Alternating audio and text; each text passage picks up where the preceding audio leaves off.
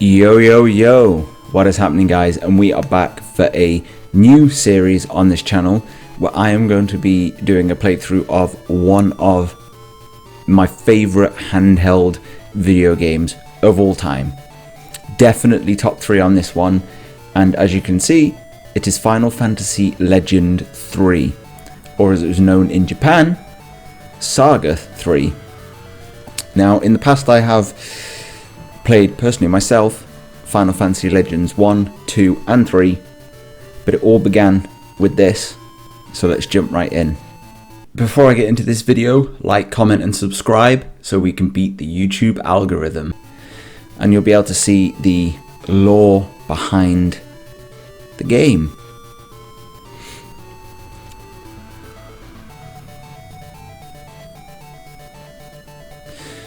So yeah, the big cannon-like thing on a cloud brought water, flooded the past, present and future, and brought monsters. So the premise of this game is we have to go defeat all those monsters and save the world.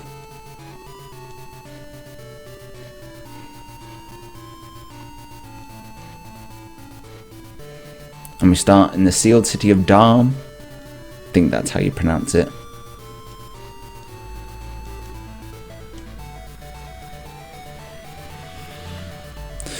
So we have the hero. We are definitely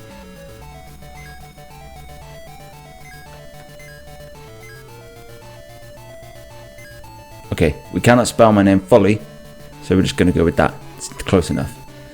Curtis, yep. Gloria, yep. Sharon, yep. There we go. So this game is basically your classic JRPG. It's turn-based, a lot like Pokemon. But, you know, speed plays a big part in this game. And you see here how each monster is called something. So the bunny looking witch is called a diviner, and then the fairy looking things are called a sprite. Now as we go through this game, they use a lot of the same monster templates, and as we go through the game, you'll encounter basically the same monsters. They'll just be a beefed up, buffed up version of what you see here and a lot of the others. And the reason I wanted to play this game is because it's just a fantastic game. It is just that fantastic. So yep, you start in a battle simulator, and yeah,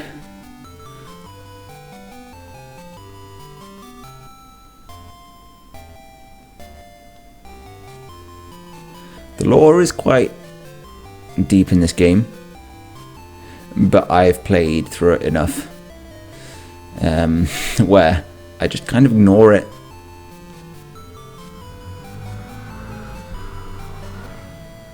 So it's the next day, and we come to the biggest part of the lore and why all the characters are here in, I guess you'd call it the present.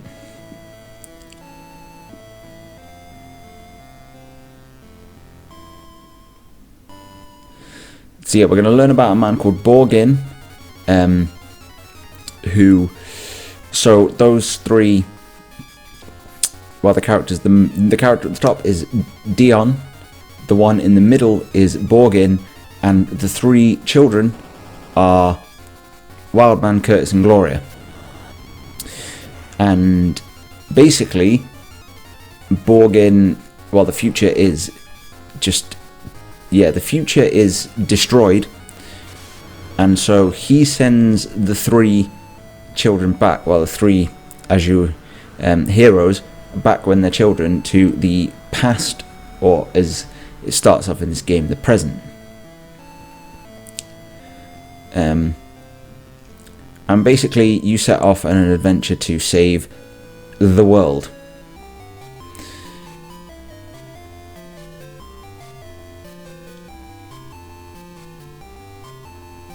And these 2 children, Faye and Dion, remember those names? You've already met Dion in the cutscene, but just remember Faye as well.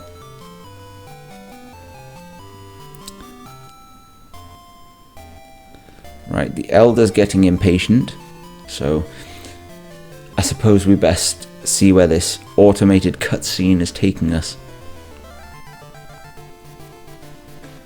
But man, like, I remember getting this game, and I think my sister got a Game Boy along with me, and this was one of the games she got. And of course I played it because, you know, I had a Game Boy as well, and holy cow, I fell in love with it. And it's basically one of those games where you can play through it. There's so many times, and there's so many different ways you can play through it, and it never gets boring.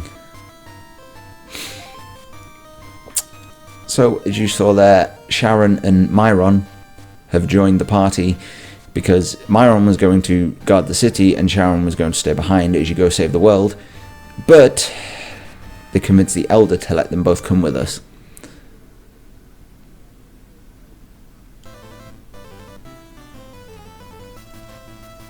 So yes, we are stood on the Talon, which is a massive fighter jet that can travel through time, can fly, and all that. But at the moment, it is useless because can't move, can't go anywhere. We don't have any units, which are things you plug into the Talon. So we can finally move around here. This is basic controls. You've got depart, engine, warp, weapon, and option. See, we have absolutely no units. Pretty standard basic stuff, really. But let's go.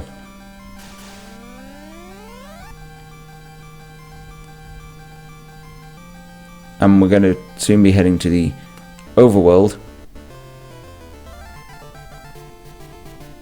where, much like Pokemon in Tall Grass, you can actually encounter enemies. And you can encounter quite a few enemies, actually. I think it is a maximum of 6 enemies. Although I could be wrong.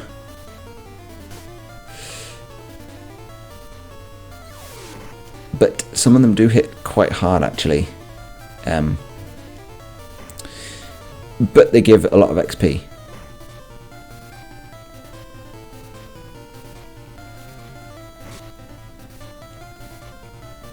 Okay. I'd say we've got to be a little bit careful. But one thing to note in this game, you can equip different weapons and armor. And Curtis has died.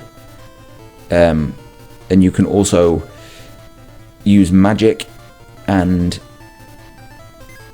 yeah, so you've got weapon, talent, magic, and item. Magic, you need spells which you can buy, and then you can basically teach to a character.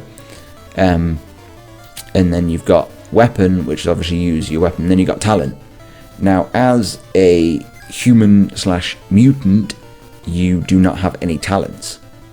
And what happens is you eat meat, whether it be from a monster or you eat part of a cyborg or robot, and the character that you feed it to actually transforms into a different monster. And depending on which monster or robot you transform into, will basically have different abilities and talents. And some of them you can't actually use a weapon with, some of them you can. But when we're wrapping up this fight, should be a lot of XP. Right, so we have Raven's meat, and I'm actually gonna give Gloria the Raven's meat. So yeah, she turned into a Diviner. So if we go to talent, she's got kick, and she is resistant to, I believe that's resistant to fire. But we're gonna go just explore a little bit. So you've got a coffee shop, you've got an inn, where I'm going to, stay the night, pay 104 gold to stay the night. Pretty pricey. And then you've got your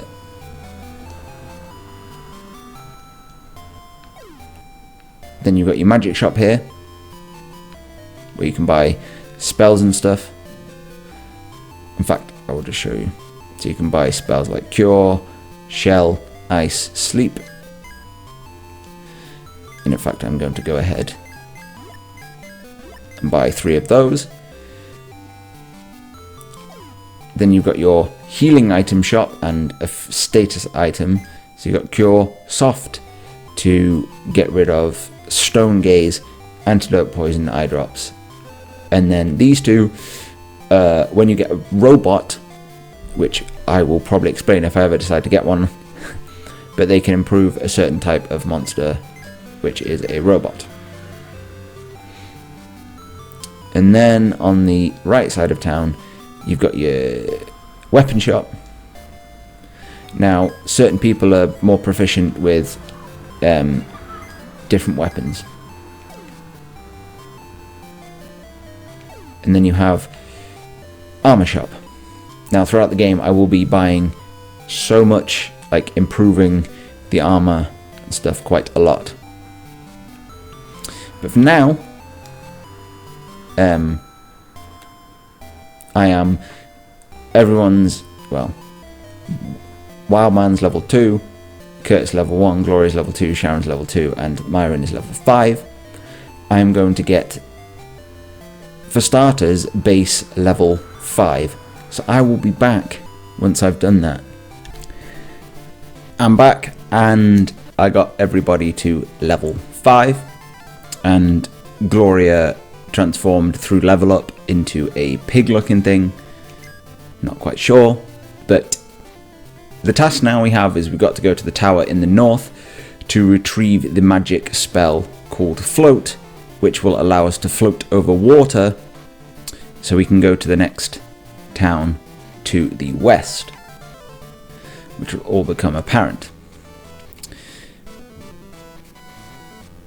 I just love the aesthetic. But we have down here, there will be some items to collect in item boxes. I'm going to try and run. Okay. You can fail a runaway and then the enemy just gets a free turn. But these item boxes are really useful because they feature spells and equipment. Again, okay, we're going to run away. If it doesn't say strike first, which you get an uninterrupted turn against the enemy where they do not attack you, then I'm not interested.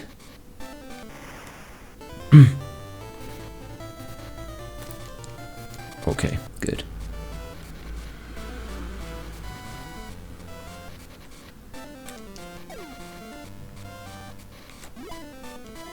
Leather.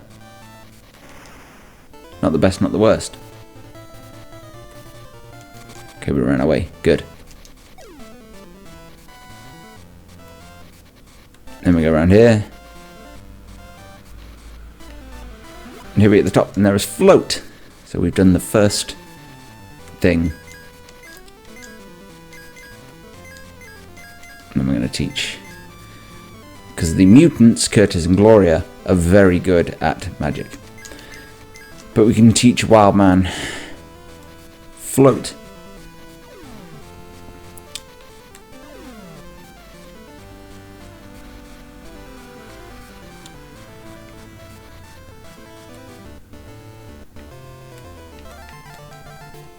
So we go to magic, double click Float, and there we go. It's like a little bit of land, looks kind of weird.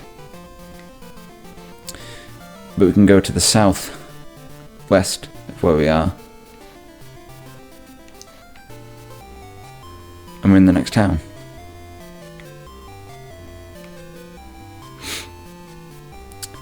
And then we need to go see the magic priest person.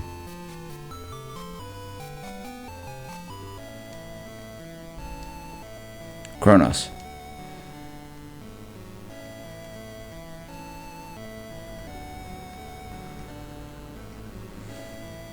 So the radar we have detects units. Monsters also detect units.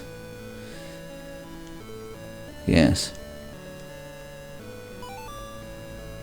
So we receive the unit for the past, which we can then go to we can then go to Talon and equip the unit, and that will allow us to travel into the past.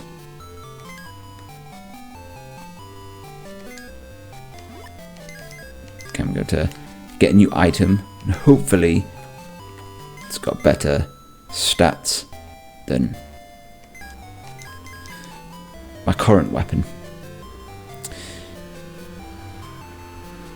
But onwards we go. We now have to go back to Talon to be able to go to the past.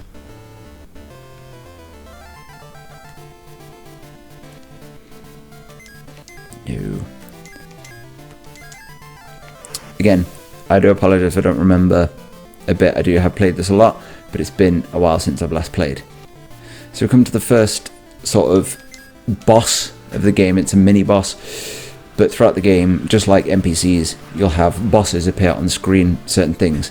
You just interact with them, and they have a little dialogue, and they give you a bit of lore,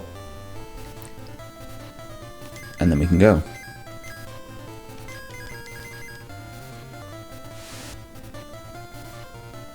So I fell. Not great. Not a great start to the battle, if I'm being honest. Not a great start indeed. Oh, great. This could be bad.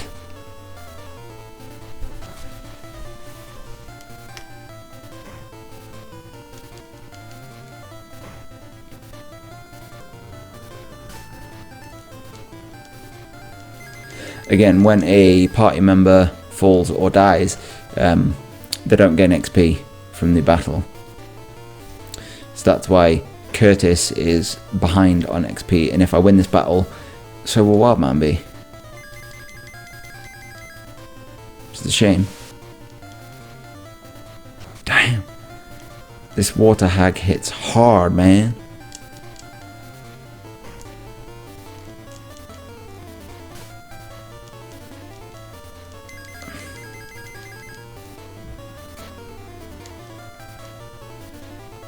Oh, come on, no. You need to hit Myron. You are my... Like, you are my hope in this battle. But Water Hag fell. No one leveled up. But, a little tip. So, if you go straight towards the Talon and put the item... Well, put the past in, Myron will actually leave the team. And you'll be at a bit of a disadvantage if you go at, like, level 5. So... I think this is a good point to end the episode. So what I'm going to do off screen is I'm just going to grind. I'll probably grind to level 10 on all characters except Myron because he doesn't gain XP. But yeah, I'll grind to level 10 and then we can start on with the story. We'll go into the past. So, hope you've all enjoyed this episode. If you have any information you'd like to know about this game, comment down below and I'll do my best to answer. But if not, like, comment, subscribe. I've been Wildman Plays, and I'm signing off.